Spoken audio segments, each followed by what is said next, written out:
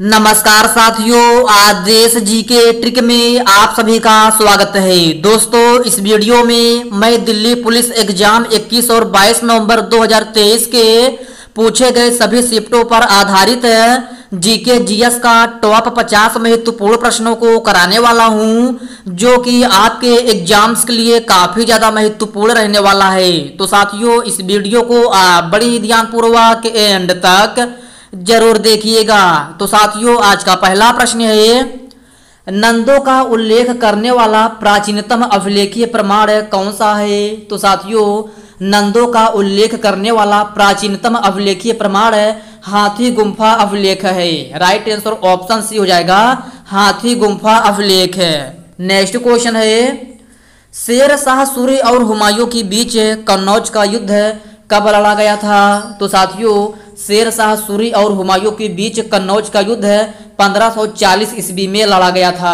Right answer option B हो जाएगा, 1540 ईस्वी में। नेक्स्ट क्वेश्चन है, विरासत ए खालसा नामक संग्रहालय निम्न में से किस शहर में स्थित है? तो साथियों, विरासत ए खालसा नामक संग्रहालय आनंदपुर साहिब में स्थित है। कहाँ? आनंदपुर साहिब में। राइट आंसर ऑप्शन डी हो जाएगा। अगला प्रश्न है, ख्याल नृत्य नाटक निम्नलिखित में से किस राज्य से संबंधित है? तो साथियों, आपको बताना है, ख्याल नृत्य नाटक निम्नलिखित में से किस राज्य से संबंधित है? तो साथियों, यह राजस्थान राज्य से संबंधित है। राइट आंसर ऑप्शन ए हो जाएगा, राजस्थान है। ओके फ्रेंड्स, इसको आप याद रखिएगा। नेक्स्ट क्वेश्चन है, खेलो इंडिया यूथ गेम्स का मुख्यालय कहाँ स्थित है? तो साथियों, खेलो इंडिया यूथ गेम्स का मुख्यालय नई दिल्ली में स्थित है। कहाँ? नई दिल्ली में। अर्थात इस प्रश्न का राइट आंसर ऑप्शन बी हो जाएगा। हरेली निम्नलिखित में से किस राज्य के फसलों का त्योहार है? तो साथियों, आप बताना है, हरेली निम्नलिखित में से किस राज्य के फसलों का त्योहार है? तो साथियों, यह छत्तीसगढ़ का त्योहार है। कहाँ का? छत्तीसगढ़ का। राइट आंसर ऑप्शन डी हो जाएगा। नेक्स्ट क्वेश्चन है, ढेंका निम्न में से किस राज्य का प्रसिद्ध वाद्य यंत्र है? तो साथियों, ढेंका आपका जो है ये ओडिशा राज्य का प्रसिद्ध वाद्य यंत्र है। कहाँ का? ओडिशा राज्य का। अर्थात प्रश्न नंबर 7 का राइट आंसर ऑप्शन ए हो जाएगा। अगला प्रश्न है, मोठ के मस्जिद किसके शासन काल में बनी थी? तो साथियों, आप बताना है, मोठ के मस्जिद किसके शासन काल में बनी थी? तो साथियों, यह सिकंदर लोदी के शासन काल में बनी थी। राइट आंसर ऑप्शन बी हो जाएगा, सिकंदर लोदी। ओके फ्रेंड्स, याद रखना, राइट आंसर ऑप्शन बी हो जाएगा। निम्न में से पॉपुलर चैम्बर किसे कहा जाता है? तो साथियों, आप बताना है, निम्न में से पॉपुलर चैम्बर किसे कहा जाता है? तो साथियों, पॉपुलर चैम्बर जो है लोकसभा को कहा जाता है। राइट आंसर ऑप्शन सी हो जाएगा, लोकसभा को। विश्व प्रकृति दिवस कब मनाया जाता है? तो साथियों, विश्व प्रकृति दिवस 28 जुलाई को मनाया जाता है। कब? 28 जुलाई को। अर्थात इस प्रश्न का राइट आंसर ऑप्शन ए हो जाएगा। दशहरा एक प्रसिद्ध त्योहार है, इसकी शुरुआत किस देश से हुई है? तो साथियों, इस प्रश्न में आपसे पूछा गया है कि दशहरा एक प्रसिद्ध त्योहार है, इसकी शुरुआत किस देश में हुई थी? तो साथियों, इसकी शुरुआत जो है नेपाल में हुई थी। कहाँ? नेपाल में। राइट आंसर ऑप्शन डी हो जाएगा। निम्नलिखित में से स्वतंत्र भारत के प्रथम कानून मंत्री कौन थे? तो साथियों, आप बताना है कि निम्नलिखित में से स्वतंत्र भारत के प्रथम कानून मंत्री कौन थे? तो साथियों, यह डॉक्टर भीमराव अंबेडकर थे। कौन है? Doctor Bhimrao Ambedkar. Right answer option A हो जाएगा। निम्न में से भारत में कौन सी चूना पत्थर की गुफाएं हैं? तो साथियों, आप बताना है कि निम्न में से भारत में कौन सी चूना पत्थर की गुफा है? तो साथियों, यह बोर्रा गुफाएं हैं। राइट आंसर ऑप्शन ए हो जाएगा, बोर्रा गुफाएं। और साथियों, बोर्रा की गुफाएं कहाँ स्थित है? तो साथियों, यह आंध्र प्रदेश में स्थित है। कहाँ? आंध्र प्रदेश में। निम्न में से किसे मुगल सेना में चिकित्सक नियुक्त किया गया था? तो साथियों यह बर्नियर को नियुक्त किया गया था। राइट आंसर ऑप्शन सी हो जाएगा, बर्नियर को। ओके फ्रेंड्स, याद रखना राइट आंसर ऑप्शन सी हो जाएगा। बगलिहार बांध किस नदी पर बनाया गया है? तो साथियों बगलिहार बांध जो है चेनाब नदी पर बनाया गया है। राइट आंसर ऑप्शन डी हो जाएगा, चेनाब नदी पर। नेक्स्ट क्वेश्चन है, 14वीं शताब्दी में मोरक्को का यात्री इब्न बतूता किसके शासनकाल में भारत आया था? तो साथियों यह क्वेश्चन आपके लिए वेरी वेरी मोस्ट इम्पोर्टेंट है, आप इसको स्टार मार्क जरूर लगा लीजिएगा। तो साथियों 14वीं शताब्दी में मोरक्को का यात्री इब्न बतूता जो है मोहम्मद बिन तुगलक के शासनकाल में भारत आया था। राइट आंसर ऑप्शन ए हो जाएगा, मोहम्मद बिन तुगलक। ओके फ्रेंड्स, इसको आप अच्छे से जरूर याद रखिएगा। निम्न में से किस राज्य में भित्ति चित्र जिसे फ्रेस्को पेंटिंग कहते हैं एक लोकप्रिय कला रूप है? तो साथियों आप बताना है कि निम्न में से किस राज्य में भित्ति चित्र एक लोकप्रिय कला रूप है? तो साथियों यह हरियाणा का है। कहाँ का? हरियाणा का। अर्थात इस प्रश्न का राइट आंसर ऑप्शन बी हो जाएगा। गुड़गांव में राष्ट्रीय बागवानी बोर्ड की स्थापना किस वर्ष में हुई थी? तो मेरे प्यारे साथियों गुड़गांव में राष्ट्रीय बागवानी बोर्ड की स्थापना जो है 1984 ईस्वी में हुई थी। राइट आंसर ऑप्शन ए हो जाएगा, 1984 में। ओके फ्रेंड्स, नेक्स्ट क्वेश्चन है, वर्ष 1944 में गांधीवादी योजना को किसने प्रतिपादित किया था? तो साथियों आप बताना है वर्ष 1944 में गांधीवादी योजना को किसने प्रतिपादित किया था? तो साथियों यह श्रीमन नारायण अग्रवाल ने प्रतिपादित किया था। किसने? श्रीमन नारायण अग्रवाल ने। अर्थात इस प्रश्न का राइट आंसर ऑप्शन सी हो जाएगा। निम्न में से कौन है हड़प्पीयपुरा स्थल उत्तर प्रदेश में नहीं स्थित है? तो साथियों इस प्रश्न में आपसे पूछा गया है कि निम्न में से कौन हड़प्पीयपुरा स्थल उत्तर प्रदेश में स्थित नहीं है? तो साथियों इस प्रश्न का राइट आंसर ऑप्शन ए हो जाएगा, देसलपुर। साथियों देसलपुर उत्तर प्रदेश में नहीं है, तो यह कहाँ है? तो साथियों यह गुजरात में है। कहाँ? गुजरात में। तो आज इस प्रश्न का सही आंसर आपका देसलपुर हो जाएगा। नेक्स्ट क्वेश्चन है, वानर सेना और मंजरी सेना किस आंदोलन से संबंधित है? तो साथियों यह भी क्वेश्चन आपके लिए वेरी वेरी मोस्ट इम्पोर्टेंट है, आप इसको स्टार मार्क जरूर लगा लीजिएगा। तो साथियों वानर सेना और मंजरी सेना जो है आपका सविनय अवज्ञा आंदोलन से संबंधित है। राइट आंसर ऑप्शन सी हो जाएगा, सविनय अवज्ञा आंदोलन। नेक्स्ट क्वेश्चन है, अखिल भारतीय किसान सभा की स्थापना कब हुई थी? तो साथियों अखिल भारतीय किसान सभा की स्थापना 1936 ईस्वी में हुई थी। कब? 1936 में। और साथियों 1936 में अखिल भारतीय किसान सभा की स्थापना कहाँ हुई थी? तो यह लखनऊ में हुई थी। कहाँ? लखनऊ में। ओके फ्रेंड्स, इस पॉइंट को भी आप अच्छे से जरूर याद रखिएगा। कलकत्ता नगर की स्थापना किसने की थी? तो साथियों कलकत्ता नगर की स्थापना जवाब चारनाक ने की थी। राइट आंसर ऑप्शन ए हो जाएगा, जवाब चारनाक ने।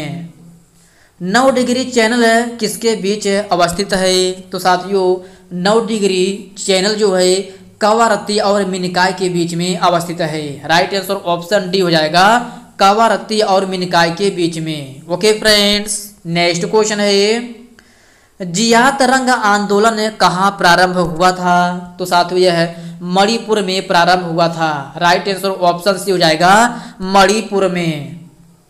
प्रथम लोकसभा अध्यक्ष जिसके खिलाफ लोकसभा अविश्वास प्रस्ताव लाया गया था? तो साथियों इस प्रश्न का राइट आंसर ऑप्शन ए हो जाएगा, जीबी मावलंकर। ओके फ्रेंड्स, इसको आप अच्छे से जरूर याद रखिएगा। कोको त्रिभुज निम्न में से किस देश में स्थित है? तो साथियों आप बताना है कोको त्रिभुज निम्न में से किस देश में स्थित है? तो साथियों यह घाना में स्थित है। कहाँ? घाना में। अर्थात इस प्रश्न का राइट आंसर ऑप्शन डी हो जाएगा। विश्व का सबसे बड़ा समुद्री सीमा वाला देश कौन सा है? तो साथियों विश्व का सबसे बड़ा समुद्री सीमा वाला देश जो है आपका ये कनाडा है। राइट आंसर ऑप्शन सी हो जाएगा कनाडा। ओके फ्रेंड्स, याद रखना आपसे पूछा जाए विश्व का सबसे बड़ा समुद्री सीमा वाला देश कौन सा है, तो यह कनाडा है। तो आपका सही आंसर ऑप्शन सी हो जाएगा। असम राज्य का कौन सा उद्यान एक सींग वाले गैंडे के लिए प्रसिद्ध है, तो साथियों असम राज्य का काजीरंगा राष्ट्रीय उद्यान जो है एक सींग वाले गैंडे के लिए प्रसिद्ध है। राइट आंसर ऑप्शन ए हो जाएगा काजीरंगा राष्ट्रीय उद्यान है। नेक्स्ट क्वेश्चन है संविधान दिवस किस तिथि को मनाया जाता है, तो साथियों आप बताना है संविधान दिवस किस तिथि को मनाया जाता है, तो साथियों यह है 26 नवंबर को मनाया जाता है। कब? 26 नवंबर को, अर्थात इस प्रश्न का राइट आंसर ऑप्शन डी हो जाएगा। महाबलीपुरम का रथ मंदिर का निर्माण किस पल्लव शासक ने करवाया था, तो साथियों महाबलीपुरम का रथ मंदिर का निर्माण जो है नरसिंह वर्मन ने करवाया था। किसने? नरसिंह वर्मन ने। राइट आंसर ऑप्शन सी हो जाएगा। अगला प्रश्न है भारत के राष्ट्रीय विकास परिषद के अध्यक्ष कौन होता है, तो साथियों आपसे पूछा गया है कि भारत के राष्ट्रीय विकास परिषद का अध्यक्ष कौन होता है, तो साथियों यह प्रधानमंत्री होता है। राइट आंसर ऑप्शन बी हो जाएगा प्रधानमंत्री। ओके फ्रेंड्स, याद रखना राइट आंसर ऑप्शन बी हो जाएगा।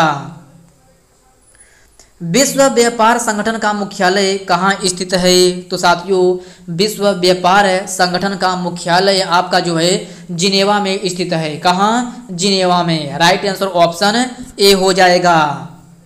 कौन सी खाड़ी भारत और श्रीलंका को एक दूसरे से अलग करती है, तो साथियों आप बताना है कौन सी खाड़ी भारत और श्रीलंका को एक दूसरे से अलग करती है, तो साथियों यह है मन्नार की खाड़ी है। राइट आंसर ऑप्शन डी हो जाएगा मन्नार की खाड़ी। आधुनिक समष्टि अर्थशास्त्र का जनक किसे माना जाता है, तो साथियों आप बताना है आधुनिक समष्टि अर्थशास्त्र का जनक किसे माना जाता है, तो साथियों यह जे.एम. कीन्स को माना जाता है। किसको? जे.एम. कीन्स को, अर्थात इस प्रश्न का राइट आंसर ऑप्शन ए हो जाएगा।